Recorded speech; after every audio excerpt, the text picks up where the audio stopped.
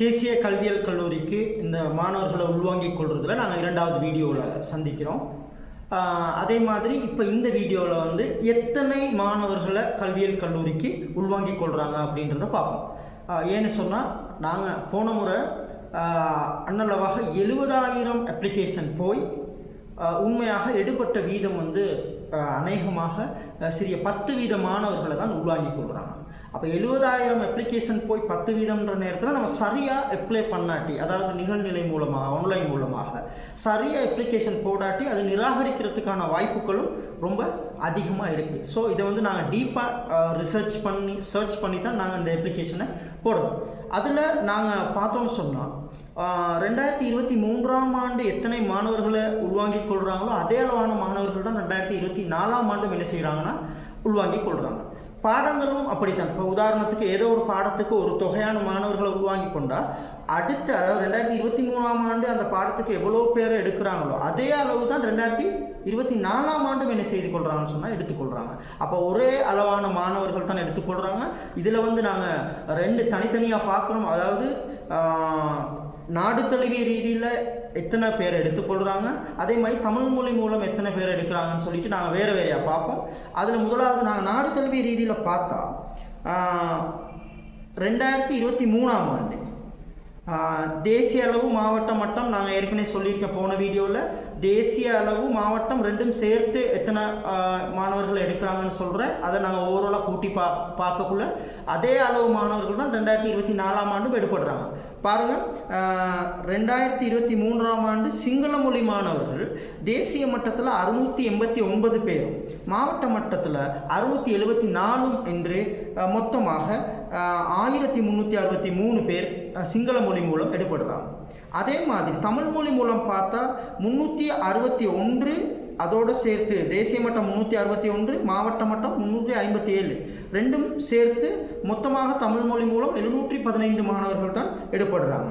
அதே மாதிரி ஆங்கில மொழி மூலம்ன்ற நேரத்தில் நாங்கள் தமிழ் சிங்கள மொழி மாணவர்கள் ஆங்கில மொழியில் பரீட்சை செய்திருக்கிறாங்க. எனவே அவங்க ஆங்கில மொழி மூலமாக வருவாங்க.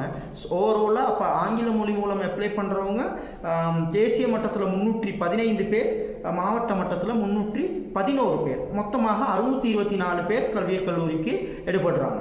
அப்படி பார்த்தா நாங்கள் ஸ்ரீபாத காலேஜ் சம்பந்தமான வீடியோஸ் வந்து நாங்கள் தனியாக போடுவோம். இருந்தாலும் ஸ்ரீபாத காலேஜுக்கு தனியாக நம்ம பார்த்தோன்னு சொன்னால் தேசிய மட்டத்தில் 79 பேரும் மாவட்ட மட்டத்தில் 75 பேரும் மொத்தமாக 154 பேர் ஸ்ரீபாத காலேஜுக்கு எடுப்படுறாங்க. அப்படி பார்த்தா நாங்கள் இங்கே 2023ஆம் ஆண்டு பெஜில் 2856 பேர் கல்வியியல் கல்லூரிக்கு தெரிவு செய்யப்படுறாங்க. அதே அளவான மாணவர்கள், அதாவது 2856 பேர் தான் 2024ஆம் ஆண்டு என்ன செய்ய போகிறாங்கன்னா எடுப்பட போகிறாங்க. ஸோ 2 பெஜ்லையும் சேர்த்து 5721 மாணவர்கள் கல்வியியல் கல்லூரிக்கு உள்வாங்கப்பட இருக்கிறார்கள். இதை வந்து நீங்கள் கொஞ்சம் நான் சொல்லிட்டு போகக்குள்ள நீங்கள் அதை கொஞ்சம் மார்க் பண்ணி கொஞ்சம் பார்த்தீங்கன்னா தான் உங்களுக்கு கொஞ்சம் புரிகிற மாதிரி இருக்கும்.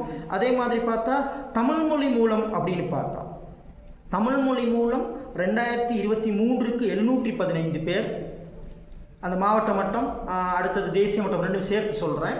அதாவது 2020 தமிழ் மொழி மூலம் 2023 715 பேரும் 2024 715 பேரும் தெரிவு செய்யப்பட இருக்கிறாங்க. அதே மாதிரி ஸ்ரீபாத காலேஜுக்குன்னு பார்த்தீங்கன்னா ஸ்ரீபாத காலேஜுக்கு 154, அதாவது 2023ஆம் ஆண்டில் 154 பேர், 2024ஆம் ஆண்டு 154 பேர். அப்படி பார்த்தா இந்த 154 பேரும் ஓவராலாக எல்லா மொழியிலிருந்தும், அதாவது தமிழ், அடுத்தது சிங்களம், ஆங்கில மொழி மூலம் 3 மொழியிலையும் சேர்த்து தான் இந்த மாணவர்கள் எடுப்படுது. தனியாக தமிழ் மொழி மூல மாணவர்கள்னு பார்த்தா அநேகமாக அதில் 108 மாணவர்கள் வந்து அநேகமாக தமிழ் மொழி மூல மாணவர்களாக தேசிய மட்டம் மாவட்ட மட்டம் ரெண்டுலையும் எடுப்படுறதுக்கான 108 மாணவர்கள் எடுப்படுறதுக்கான வாய்ப்புகள் இருக்குது. இப்போ இந்த அளவை வைத்துக்கொண்டு நாங்கள் அப்ளிகேஷன் போன முறை 70,000 பேர்னா கண்டிப்பாக இந்த முறை 70,000 விட அதிகமான மாணவர்கள் அப்ளை பண்ணுறதுக்கான வாய்ப்புகள் இருக்குது. ஸோ நாங்கள் அப்ளிகேஷன் போடுற நேரத்தில் 70,000 மாணவர்களில் 5000 அனலாக 5721 மாணவர்களை தான் எடுக்க போகிறாங்க. ஸோ சரியான முறையில் விண்ணப்பங்களை நாங்கள் நிகழ்நிலை மூலமாக ஆன்லைன் மூலமாக விண்ணப்பிக்கணும். அதே மாதிரி நாங்கள் இந்த அப்ளிகேஷன் நாங்கள் ஒரு சின்ன சார்ஜோடு நாங்கள் அப்ளை பண்ணி தருவோம். அதுக்கு நீங்கள் கீழே இருக்கிற வாட்ஸ்அப் இலக்கத்திற்கு தொடர்பு கொண்டு இந்த ஆன்லைன் மூலமான விண்ணப்பங்கள், அது மட்டும் இல்லாமல் நீங்கள் எந்த மாதிரியான பாடங்களை தெரிவு செய்யலாம், உங்களுக்கான சந்தேகங்களை நீங்கள் கேட்டு தெரிந்து கொள்ளலாம். இது 2வது பாகமாக இருக்கும். அடுத்தடுத்த பாகங்களில் நாங்கள் ஒவ்வொரு பாடங்களை பற்றி, ஒவ்வொரு கல்லூரிகள் பற்றிய மேலதிக விடயங்களோடு உங்களை சந்திக்கிறேன். தேங்க்யூ.